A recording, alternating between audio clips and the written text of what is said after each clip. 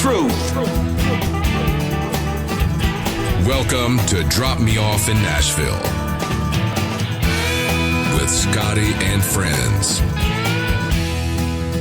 Good morning, good afternoon, good evening, wherever you are in the world. How's everybody doing today?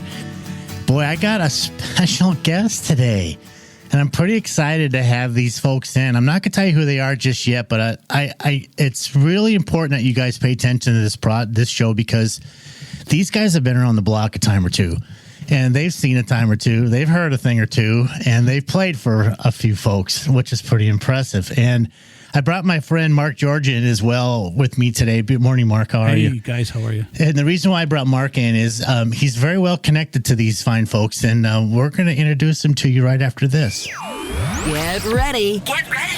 Get ready. Ready. Here we go. Let's do this. It's showtime. Please pay attention. Stop what you're doing and welcome our guest. Hey, welcome back, everybody. Mark, you brought us a couple cool guests today. You know, these two guys, and I should say Julie guys. Black. Julie Black is a girl, beautiful. But what are you doing saying such guys? My friends. They're just great people. But I will tell you, a lot of people here in Newport Richey and in Nashville know Julie Black, I'm sure. But I know her, and I know Dave Eichenberger, and they are fantastic. They can look up the Julie Black band, but I'll tell you what. These guys are purist, and that's why I love them. They're purists like myself. Well, thanks for the introduction and having them come in. And Julie and Dave, welcome to Drop Me Off in Nashville, y'all. Thank you so much for having us. I'm so moved by those words. Catch my heart. Mark is so sweet, isn't he? He's a super good guy. Smile it up. It's true stuff, man. Yeah. I really respect what these guys do. Listen, Julie and Dave, it's a privilege to have you guys on the show. Your website and visuals are amazing. You guys did a great job on your website. I think that's half the battle, right? It's always a work in process, right? It doesn't stop, does it? No, it doesn't. Any artists out there, that's what this show is really about. I try to bring people in who's either been to the dance or on the way to the dance. Yeah. And we try to help them in any way they can to get their life or trajectory in the music business on the right road. And the first thing I do at any time anybody wants to come on the show is I look at their website. It's the very first thing. Just because I want to know really where they're at. Sure. And boy, you guys' level is really high up there. I mean, very kind. You're you're opening for everybody. Who's some of the people that you just are opening for or have opened for? So many people. Gosh, I'm gonna. There's so many names. I'm gonna miss some of them, but we shared the bill with people like Johnny Winter and Dr. John. I know, pretty cool, right? Cool. Rick Derringer. Yeah. Cool. Damon Fowler is a very good friend of ours. Wait a minute. Let's stay there for a second. Mm-hmm. When you say a really good friend of yours, what does that mean? Well, we see each other for many years in the world of music. And from a distance, because we're all working we're working gigs everywhere else. But what's cool is that when you come up to each other, not only are you artists and we're a celebrity. Happy to see each other. You're like, hey, how are you? It's good to see you. Tell me about your family. Yeah. What's going on with your dog? Tell me about your family. Yeah. First thing I always ask. Tell me how are your kids? How's your wife? That's what I call the inner circle. You kind of know each other and you help each other and you're part of each other's lives and encourage. And where are you playing? What are you doing? What's new? Absolutely. Awesome. Dave, you experienced a lot of that as well? Yeah. And we share music. We'll say, I'm working on this song. Take a listen to this. We watch each other's sets when we're playing a festival. Awesome. We'll be on the side of the stage when they're playing. That's fun. And they'll always listen to us. We love that. We love the fact that the people who are out there actually doing the work really do support each other. Yes. And, they make it easy because, the artists are all going through the same thing. Yes, sir. There's less and less gigs, it seems like, every year. You're right. We're all going for the same thing, but we don't turn on each other. We're all supportive of each other.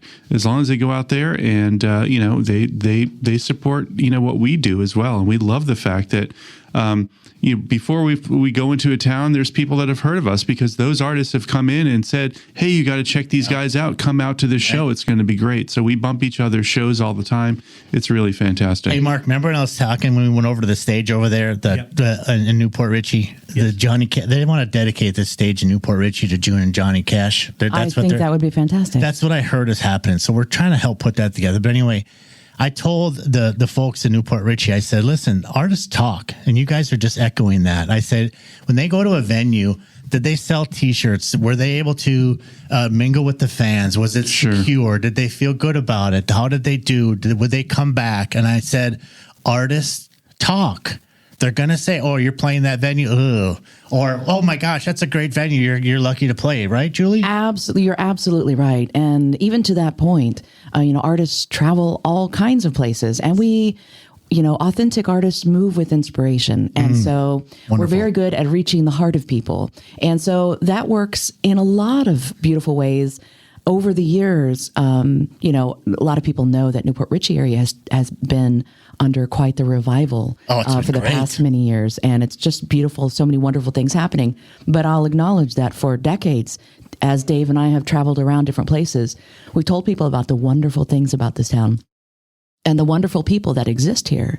And, the thing about our area is everybody's kind of down to earth and kind of humble. So that story has to be fanned a little bit to get out there. And now we're kind of seeing, like a good gardener, you plant the seeds. You're an artist. You're a good artist. It's in you. It comes out of you when you speak. Seeds. Yeah, the goal is to be awesome, a good gardener in everything in life, whether it's a marriage, whether it's business, whether it's the place that you live. Plant the seeds, water the flowers, weed the garden, and sometimes you got to guard the gate too. Yeah, beautiful. Well said. Mark, remember I was telling those guys? Yes. That now we're hearing it? Yes. It's the truth. And this is a previous show. Previous show, yeah. The thing about it is I knew that if you go into a venue and you don't have a good experience or you're not I'm not saying spoiled, but taken care of, protected, all of that, and you're able to be with your fans, it's really tough to want to go back, right? Even though they were going to say, come back and play, you're like, oh, I'm not really sure. Well, I think of it this way. If somebody invites me over to their house and I walk in the door and they trip me up and they hit me with bats, am I likely to come back? I'm not stupid. I think every person, we want to go where we're embraced and we feel welcome and we feel that we're wanted and invited. And I think that's human nature. Like if you're a bright person, like, you want to go where you're welcome. I don't want to step into spaces where I'm not being embraced. Thanks. Absolutely. Hey, Dave, let me ask you something. Yeah. So you're opening in front of these, let's just call them headliners, right?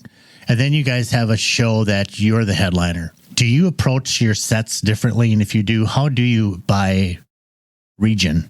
How do you do that? When you put your set list together, like when you're going to do a 3-hour show at Tarpon compared to a 60-minute set at Clearwater, right, opening for somebody, do you guys talk about it and go, hey, listen, I want to do this song, we got to hit this song, let's hit them with this emotion?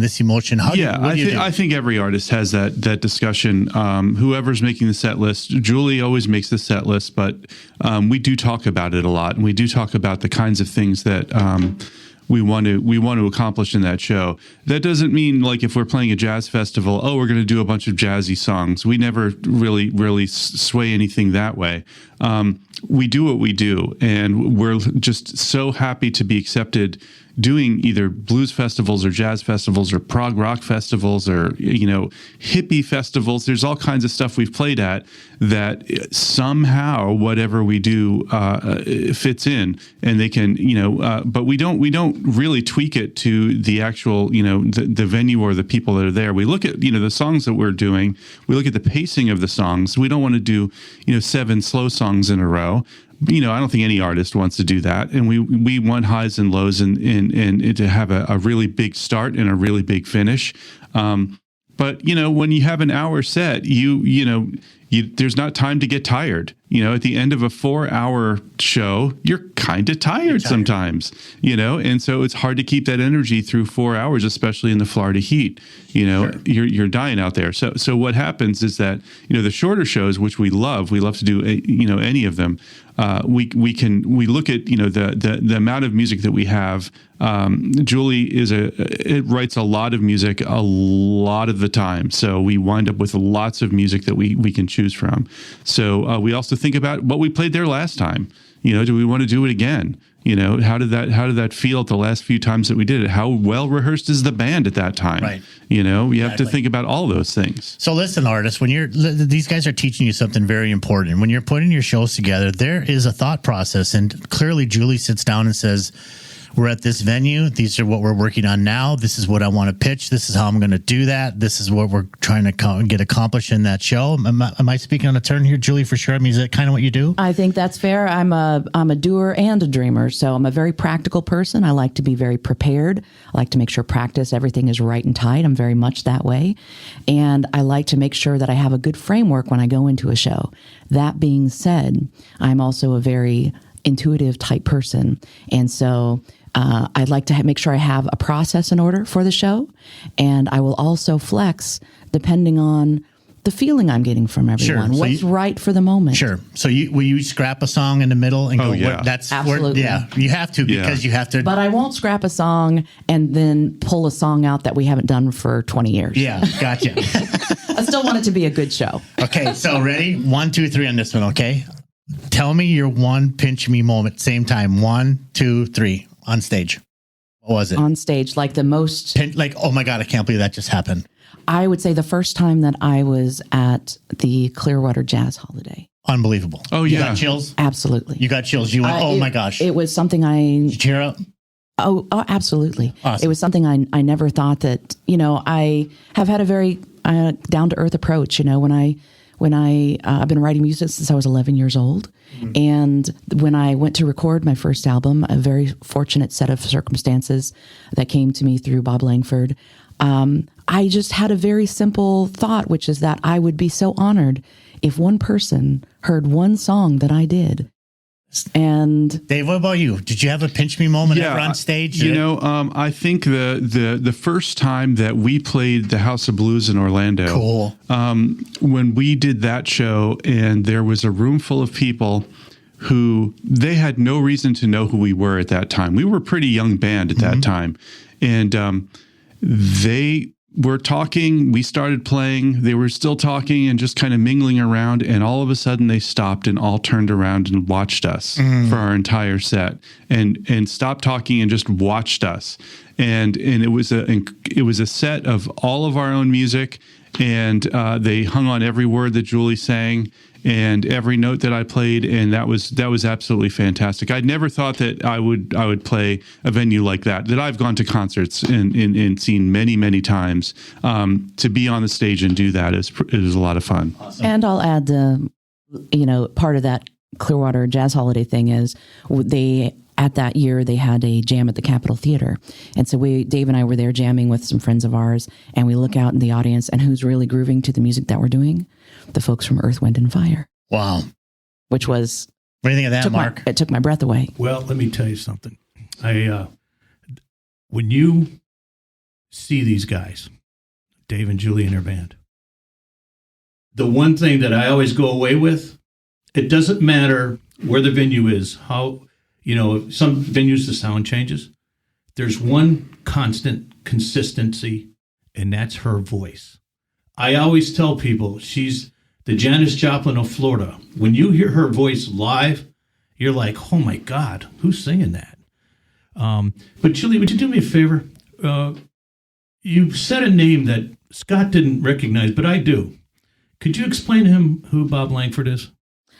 Bob Langford was my producer for my first many albums, and we happened to meet here in Newport Richey. Mm-hmm. And speaking of someone who is very down to earth and kind of humble about his accomplishments, Bob is a veteran of music and has worked with many of the largest names in music in all of the years of popular music. Leonard Skinner, Atlanta Rhythm Section. I work with the guys Franklin. from Leonard Skinner. Oh, there you go. So you guys probably know all the same folks. The Allman Brothers, James Brown. Cool. The list goes. Joe South. The list goes on and on. So did you record here? Did you record here in town, or I recorded here in town? He had a invite only studio here in town, and so I was very fortunate.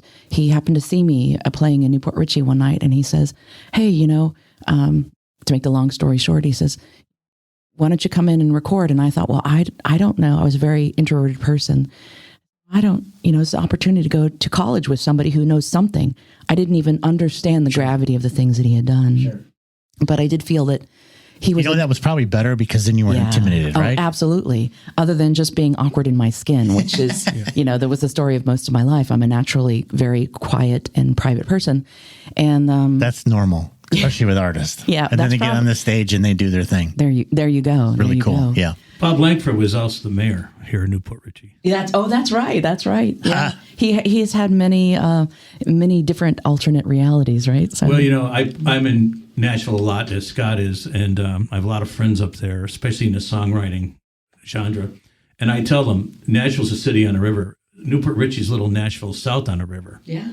And we have all these connections, Bob Langford and Johnny Cash, and we just had Steve Booth here last week talking about how Charlie Daniels supported the Angelus. The Angelus, and he did it for 27 years. We have all these connections to Nashville. Yeah, and we have absolutely. great musicians here like yourselves.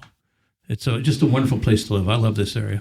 Well, I think to the heart of what you're saying is that there's a vein of authenticity that runs in both places, yes. And that's what we respond to. That's a good way to put it. I'm gonna.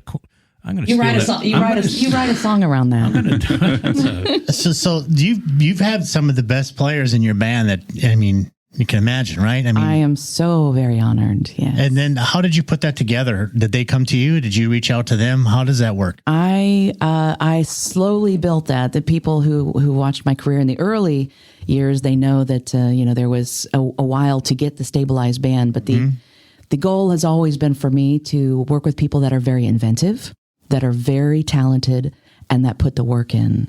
And because I respect that, and people that I can respect on personal level and business level. And so, they've been cultivated over the years. I met Dave when he came to work on my first album. I actually met him through Bob. I didn't know him. And Bob says, I think we need another flavor on this album. And he mentioned one person who is a very accomplished and very good musician. And he goes, and then there's this other guy. He does this really weird stuff. I don't know what it is. And I'm like, let's get the weird guy. And so that's how I met Dave. So I had a question. You called it business. Yeah. It's the music business? It is, absolutely. You can't keep your store open. I'm it's like running a McDonald's, right? You have to do it. I am a giving person by nature. Yeah. But I also am try to be a very shrewd business person. That's right. Now, I live my life by a calling. I feel like what I'm doing is purpose driven. Sure. But I honor that. Mm-hmm. And I honor that in business, not only for myself, out of respect for the people that came before me, out of respect for the people that work alongside me, and also to make sure that there is a path for those who come after me. Exactly. So that's how I try to teach these guys is it's not just you go down to Nashville, Tennessee, you pick up a microphone, you start playing. It's a business, right, Dave? Sure. There's so many moving parts from agencies to not having an agent to dealing with the promoters to filling out your set list to putting your stuff up online to Spotify. The business part of it is just as important as the artistic part, correct? I think that the business part of it works really hard to mask the fact from the public that it's a business. Well said. The way most people consume music, I'm not talking about musicians or people around the music industry, but the way most people consume music is that they turn it on. They enjoy a song. The song is essentially a time machine. It reminds them about a certain time in their life, and that's the way that's their relationship to music. Occasionally, they'll go out to see some live shows. I'm talking about average people, not big, huge music fans, but music is not the center of everything in their life like it is to an artist. Our job in the music industry is to make sure that's there for them and to make sure that they do not have to think about that they can go out, they could see a show. They don't have to think about, geez, that seemed like that was a really hard song for that band to pull off. Mm-hmm. Or, oh, wow, they did a costume change there. That must have been really hard to do that in between songs. It just happens, right? It's just magic. Yeah. And nobody wants to see what's behind the scenes. And probably, I don't think anyone who's in the music industry wants anyone to see what it actually is. Right. Well, and you want to keep the flow up. It's no different than if you were having a romantic dance with a person that you love and you hear the dryer ding. You don't go, hold on, let me go and grab that and turn that dryer back on so nothing wrinkles. you want to keep that moment. You want to keep the magic because our souls need that. It's a sacred thing, I feel. Music is a sacred thing. Definitely. Dave, talk about a band leader. I mean, Julie's the front singer. Sure. Is she also the band leader, or do you have a band leader? No, she's the band leader. Okay. So Julie, you conduct what goes on each show, how it goes, how they're going to end a song, how many beats, all that, right? That is correct. But I also will say that I work with people that I have great respect for, including Dave, who turned me down to be in my band for David, a very long time. Get out. Until I had my own band. Until he came to save the day, and he was my knight in shining armor. That's awesome. But he's also separately an artist that I have massive respect for. And so even though, it's my ship, I'm the captain, but I also am smart enough to have an extraordinary team of very accomplished musicians who I love and respect. And I do seek out their advice and contributions and want their input on things. And it's not unheard of for me to go, you know what, that makes sense, because lots of different ways of looking at things is actually very helpful to making good decisions. 2 + 2 is 4, but so is 3 + 1 = 4. So we can get there the same way. Sure. It just maybe this way may be a little bit better or different. That's all that is, I think. And I think it takes a good artist and a good business manager and a good leader to be able to do that and can keep everybody on the same trajectory, right? Absolutely. And it is important. Well, I think, again, it's about being a good gardener, being a good captain. We go out to shows. If we're playing a show and we don't have all the green room accommodations, I'll make sure my band has water. Why do I do that? I do that because I care about them on a personal level, right. But I do that because I want them to be comfortable. I want them to be performing at the best of their ability. It's the little things. It's what a good captain does. It's the little things that make people know that you care and you're in this mess together, no matter what. Right. Even though you're the quote unquote boss, you're still a team. That's right. Because you can't do it without the rest of them. That's right. Including the lighting guy, including the engineer. That's right. Including the sound, including the guitar tech. You got to take good care of that garden. You got to take care of that garden. You don't take good care of that garden, you're going to have a bunch of dead plants out there. You guys got to realize what she's saying to you. She's telling you that you have to be able to sweep a stage in order to perform on it. And if you don't know from step 1 to the last step, you're going to fail because you don't know or can appreciate what each one of those people do to make you as an artist look good or sound good or feel good or the band feels good, all that, right? Well, absolutely. And I think another point to that is, especially in the work that we do, that the vibe or the energy or the atmosphere, the connection is crucial. If we are conveying music that is meant to move people's hearts, it's important that that connection be pure. And the way that we do that is we take good care of each other. We take good care of each other. Yeah. So what advice would you give younger artists trying to break into like a festival? Because everybody wants to play in front of these big, large. Sure. And it's not easy to get to that point. You have to pay your dues, right? You have to pay your dues. And what advice would you just keep plugging away, right? What would you tell them? Well, absolutely. Persistence is very important. I think anything that you love to do and anything that you're determined to do is worthy of doing well. And so obviously there's different grades of what that is for person to person, but you should always be doing things to the best of your ability. It is always apparent to me if I happen to be out somewhere and I see people that are like, we never practice. But then they'll also complain about that they're not getting the shows. Put your time in. It's like anything else. Yeah, put your time in. And if you have a respect for it, then you put your time in and you revere it and you give it the best that you have. The best that you may have grows over time with the skills that you can adapt and the knowledge that you can embrace and grow from. But you should always be giving the best that you have to anything that matters to you in life. Absolutely. Yeah. So Dave, what are you guys working on right now? What songs you got out? Where are you playing? What's going on in your lives? Well, we have a new single that's out that Julie and I put together, and it's a beautiful little song called "Smoking Guitar Cat" about a local town that's in the Tampa Bay area. And we're always recording. We're always trying to, our goal is to have several songs come out at certain increments throughout the year. Sure. The fact is that a lot of people aren't buying albums these days. And when you do put out an album, I think it's really difficult. You have 2 or 3 months that you're really promoting it and you're going out there and doing shows and you're doing TV and you're doing radio and you do all that stuff. But after that, it's going to be another year until you have another 12 songs together, right. At least. So then what do you do during that time? Well, so we're putting out lots of singles. Is what we want you to get do. them on all these streams and they don't pay you nothing anyway. It's a joke. I mean, my last episode I did last week was just about that. You put something out on Spotify, you get 1 million hits, you get $3,000-$4,000. I mean, it's a joke. Yeah. It's unbelievable. Yeah. Well, I mean, from a business, again, I'm a person that's driven by purpose, and I am here to connect and move people and to touch their hearts and to connect communities. Very important to me.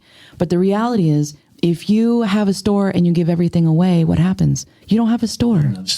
So you have to make sure that, that you can sustain the responsibility of an artist who is working and living that life is to make sure that you survive. Right. It's a business model. You have to. If you want a major record deal, you have to show the label deal, the major label, that you can run a business and you can sustain 6 people on a high-end salary, and that's what they look for. They require that. They're going to stay there. They want to know.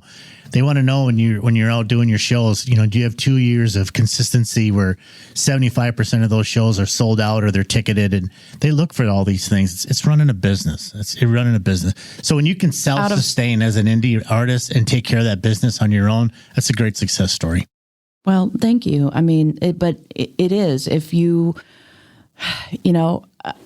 sometimes I think that in the world of what I do, and lots of people that I'm sure, that I'm out there and I'm driving and I'm trying and I'm hustling every day. I'm like, hey, look at us. Listen to this music. Listen to this song. You're going to love it. And the truth is, I don't do that because I like being in front of people or I'm like, look at me. I'm not a look at me person. But I know that my responsibility is to reach people with music. I know that's my responsibility and my purpose. And I know that I'm working with extraordinary people who deserve that as well. Sure. And so I'm going to come knock on your door and go, please listen to this song. I think it's right for you. Mark, first time you went to their show. First time, you remember? I was invited by Dave. Okay. And I went to their show. It was over here at the Chasco Fiesta. Was it one of those things where you went, all right, I'll come? No. And then you went there and went, holy moly. No. I'll tell you why. Because... right, Dave? You hear what I'm saying. I know what you're saying. I see you smiling over there, sir. I knew Dave was such a good guitar player. I hadn't known Julie. I met Julie that night. But I will tell you, I'm a purist. And I love the authenticity of their music, but I also love what stuck out to me that night was your voice. And love that. If you listen to their newest song, their duet. When he was playing and she was singing. Yes. Mm-hmm. Beautiful. I sent them that. And that song to me is wonderful. I've sent that to a bunch of people up north too. Thank you so much for that. That support really helps us. Mark, I'm going to ask them if they'll give you an autograph after this. Yeah. Just kidding. No, I wouldn't mind getting them because I'll tell you. No, we'll do a picture for sure. I wish the people listening would just tune into the Julie Black Band and listen. Just one song. Yeah, tell me the website. JulieBlackMusic.com. JulieBlackMusic.com. Check it out. Okay, a few reasons. Number one, she's teaching you everything she can teach you right now. Remember, you're a new artist in Nashville. You're trying to figure this mess out. You just got here from Minnesota, and you go, I got to do this because they make it look so easy. Julie, it's far from easy, correct? It's far from easy, and it's fun. and that's okay. Things that are worth doing are worth some persistence. But you know what? If you feel in your heart that this is where you're supposed to be, then there is no path that is more divine than the one that is right for you. You just got to keep going. I didn't mean to interrupt. I got to tell you, when I moved to Nashville, some of my own family and my dearest friends made fun of me, and they don't today. But they didn't know. Sorry. Well, I want to help you right now. I'm so sorry. But you think about it, it's a pipe dream. You're not going to make it. You're not going to this. It's really tough. And I was okay with that because that for a guy like me, it encouraged me. Mm-hmm. I'm like, all right, now there's a fight. I'm going to show you that I'm the we can same do way. This. Yeah, I love that. Just tell me that I can't do it. Amen. Amen. I'll tell you. I mean, I can. Saying with the intention of being humble, I can step off of a big festival stage, having been up for a Grammy nomination, having survived as an indie artist for over 20 years, and all the grit that is required for that, and still have people say to me, so what do you really do? Julie. you know what? They You just should don't go- get it. You should go on American Idol. And I'm like, first of all, do you know how old I am? And secondly, don't go on American Idol, please. Don't go on American Idol. That's the worst thing you can do. There's things for people, but I'm the manager. I get it. Don't go on American Idol. I had one guy told me one time, you know what you really should do is you should sing share songs and wear a feather boa and sit on people's laps. Mark's melting in his chair over here. You know what though? But this is that's also kind of a compliment. Share's pretty cool. And this is where I've come to settle into it. I'm a very sensitive person, in a beautiful way, right? But I was bullied a lot when I was younger, so I am sensitive that way. So like the fact that you tell me you were made fun of, I just want to hug you and go like, I'm so sorry. It's okay. But it was inspiration. What I have learned is that people with the best language they have are trying to communicate something positive with me. And so it's not so much what I'm receiving, it's what they're trying to give me. Sure. And so I have to read that intention, which is that they're wanting just to tell me that they enjoyed the music. Yeah, exactly. And they didn't know how to express it. So that was what came out of their mouth. I'm a writer. They're not a writer. They're not a writer. And I just hug them and say thank you. So I love this question, okay? Past, present. If you could pick any artist to do a duet with, who would it be, Julie? Pick you have your dream list. I just said, Julie, I'm going to get a hold of that person, even if they're dead, and they're going to do a duet with you. Who would that be, ma'am? Well, there's so many people on that list, but the top of that list would have to be Solomon Burke. Solomon Burke saved my life, and he is the origin of my story in music. And how I ended up being rooted in early blues, jazz, and soul was because of Solomon Burke. I grew up in very difficult circumstances, and I was not exposed to popular music and was not exposed to TV and things like that. And I had this record that I smuggled, and I played it over and over. And I didn't know when it came out. It came out in the 50s. I didn't know that. And it was the song Cry to Me, which goes, when your baby leaves you all alone and nobody calls you on the phone, don't you feel like crying? Don't you feel like crying? Here I am, honey. Come on, cry to me. That man, through his music, unbeknownst, this is the power of an artist. This is the power of a voice. This is the power of music. Recorded this song in the 50s, found a little kid, I'm not going to tell you the exact year, but later, found a little kid out in the middle of corn and soy country, right, in very difficult circumstances. And not only was the sound beautiful and the music was moving, but it told me that there was a little crack in the door and that somehow I would find a better way in life. Awesome. Beautiful, by the way. Yep. Thanks for doing that. David, you're going to pick up your guitar and you're going to play with... It would have to be a Beatle. Really? And why is that? Because I think that was the first music. I was born after them, so I got them on the radio afterwards, and I think that was the first stuff that I heard that my little 6-year-old voice could sing along to. That made me think I wanted to play music. And started me on that path. It was music that I could sing. It was music that you didn't have to really, lyrically, you didn't have to put a whole lot of thought into what they were singing about. And I think that it was great for a little kid, for me at that time, to be inspiring to, 4 guys running around, rocking out with guitars that much to the displeasure of parents at the time. I thought that was fantastic. Was fantastic. Mark, you got anybody? Would you write a song with somebody? I do. He's going to laugh. If I had my choice, it'd be Doc Watson. Oh, there you go. That would be amazing. That would be my choice, because as he knows, when I first Dave, I went to him because I'm a Travis picker. I'm a Doc Watson type of player, right? But I play all these crazy chords, and I'm like, well, I'm not sure what that chord is. I need a guy with theory, and I met Dave. Remember that? I remember that. Yeah, and it's great music. Yeah, it's great music. And I said, geez, is there anybody else around to play that? He goes, there's nobody going around to teach you that shit. But he helped me so much with the theory of it, because I never had time to do that. Of course, I'm working for a living, and no, it'd be Doc Watson, hands down. That's cool. What's next for Julie Black? What are you guys doing? What's going on? Oh, well, this week we have... Promote your stuff. What's going on? We're going to be over at Ruth Eckerd Hall, and we are doing garden show for Paul Thorne and Mark Broussard, two great songwriters. You probably know them very well. Cool.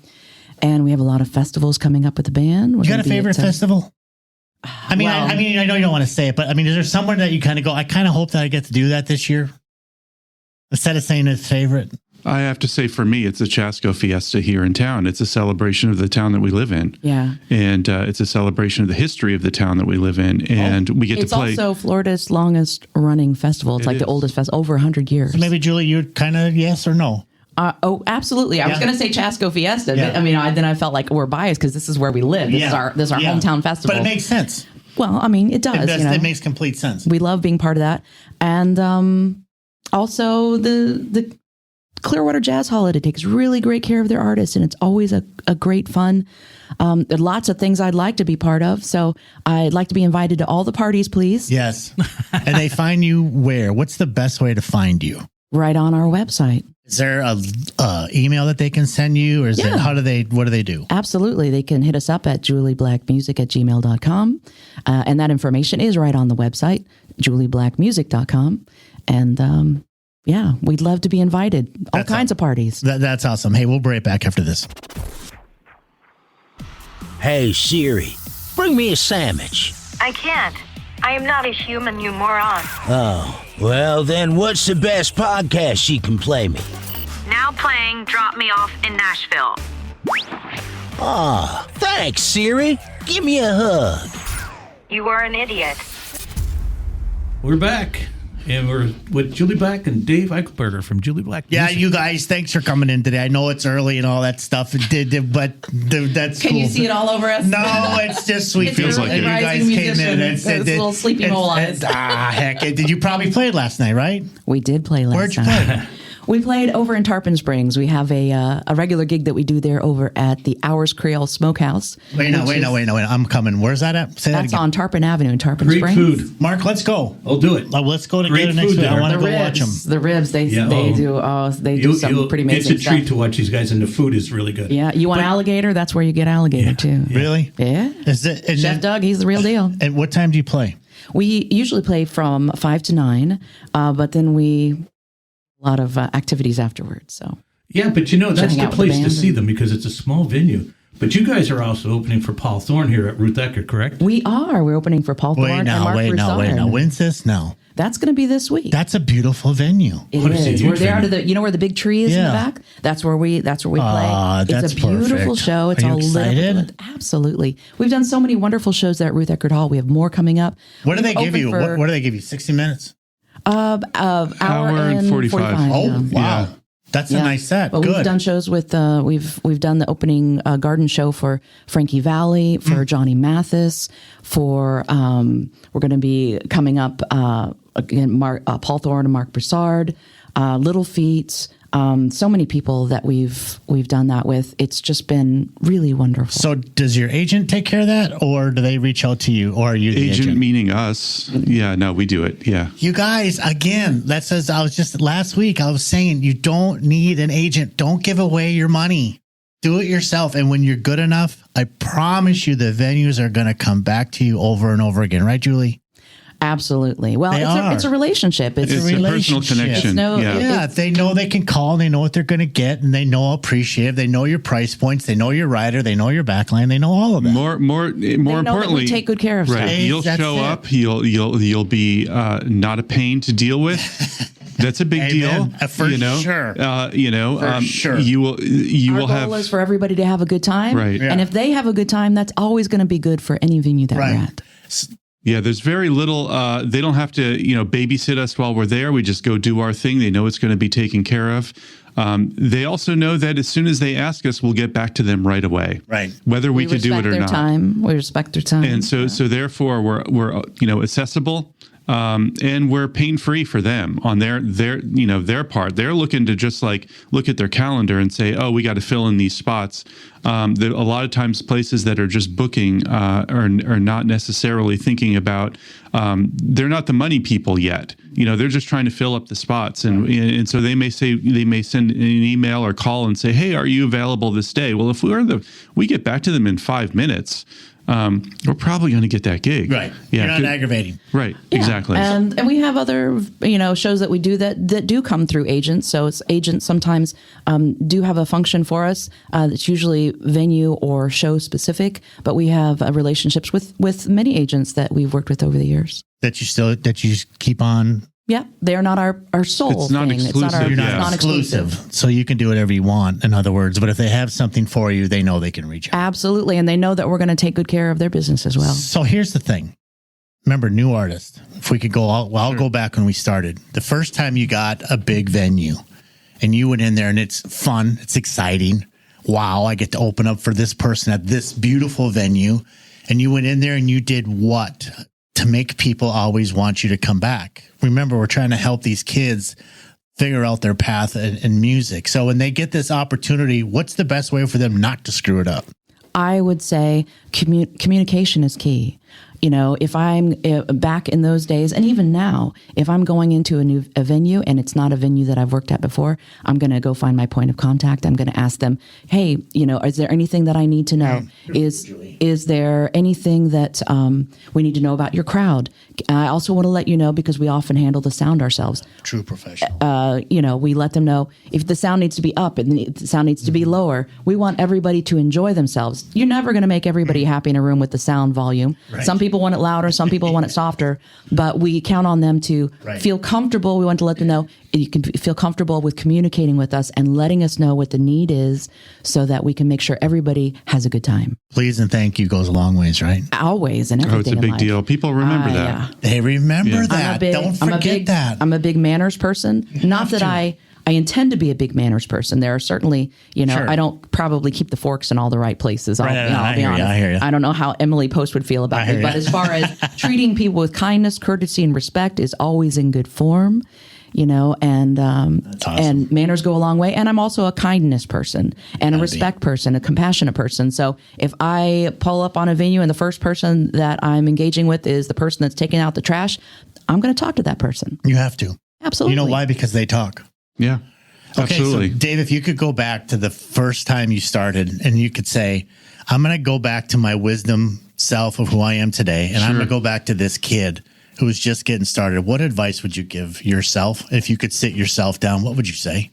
Well, I would probably remind them that, for one, like Julie just said, everyone you encounter on a gig is worthy of a conversation, and they have stories that actually might enrich your life. So that's a great thing. Always talk to everybody. I would also remind everyone that other bands, other songwriters are not competition for you. They're your friends. These are people that we could all rely on. Think of it as that we're all going through the same thing. So don't treat them that their spot on the festival is 2 hours after you and they have a better spot, that they're somehow above you or something like that. They're not. We all can rely on each other. And when we get to the show, the camaraderie between all the musicians and all the bands is priceless. It's really wonderful. We encounter them all the time on all these shows. We are, especially here in Florida, we're all playing the same festivals. At a certain level, you're going to run into these people all the time. And I want them, when our name comes up in conversations when we're not there, for them to say, oh, we really dig those guys.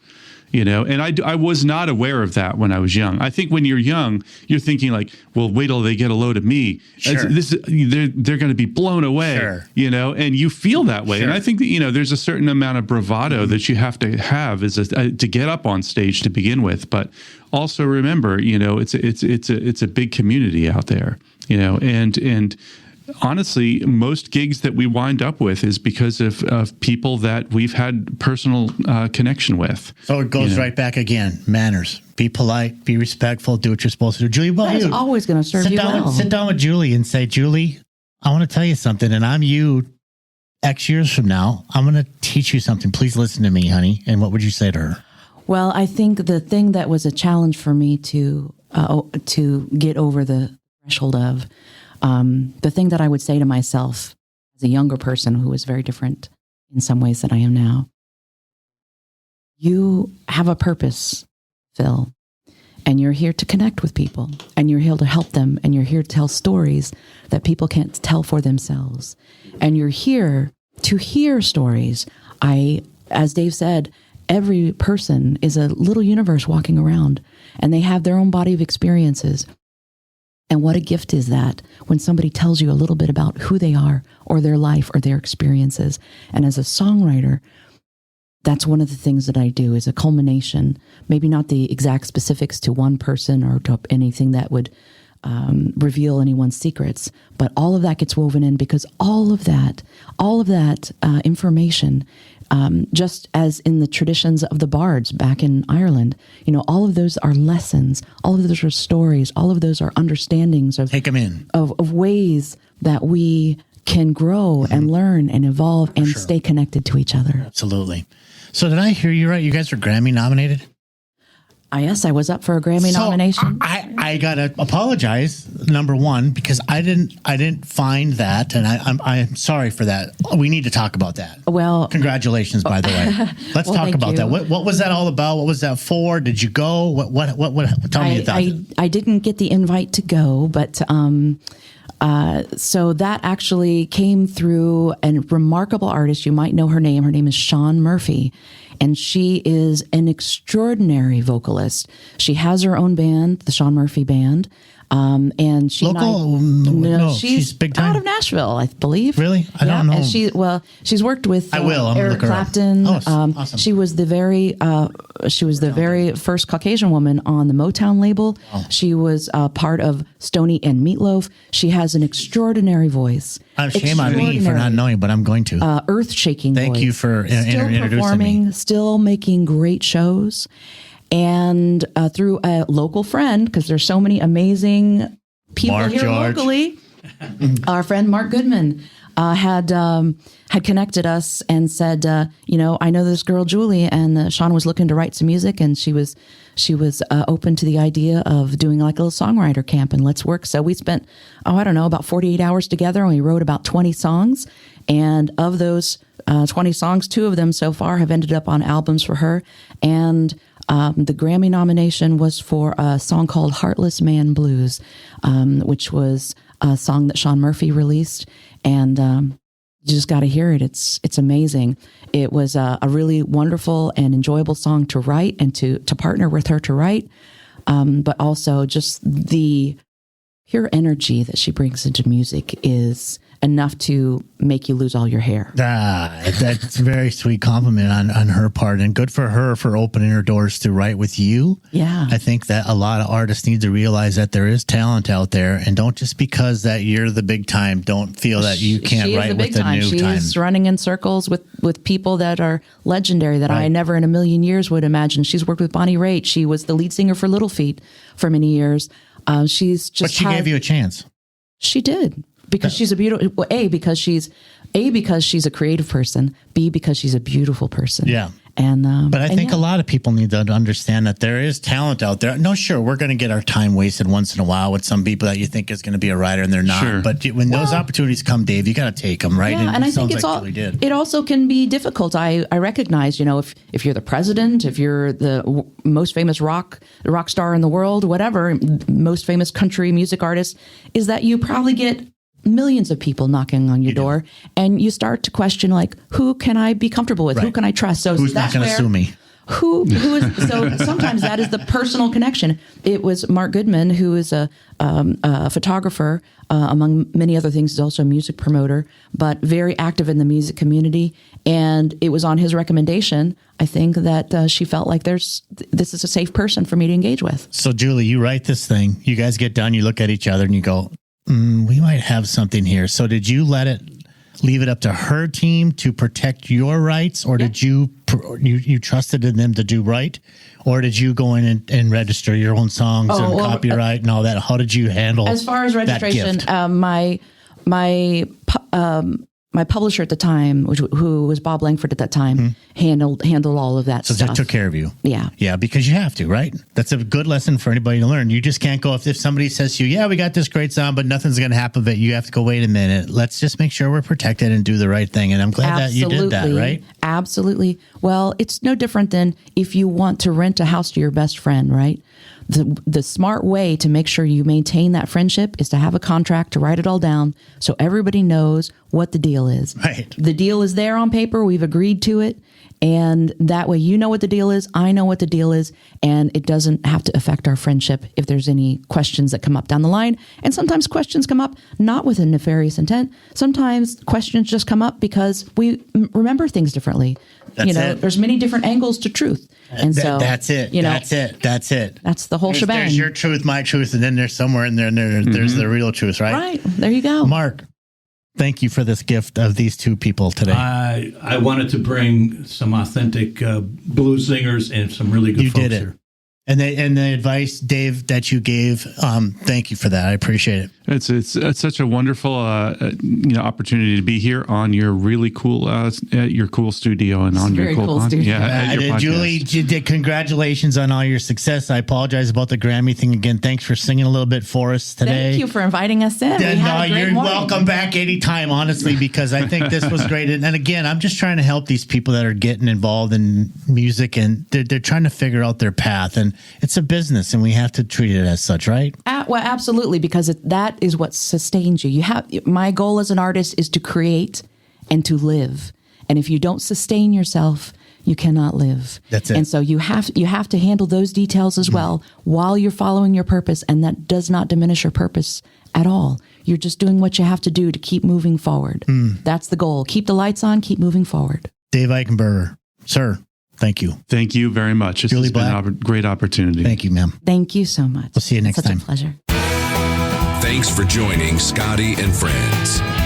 Don't forget to like and subscribe to join the Drop Me Off in Nashville family.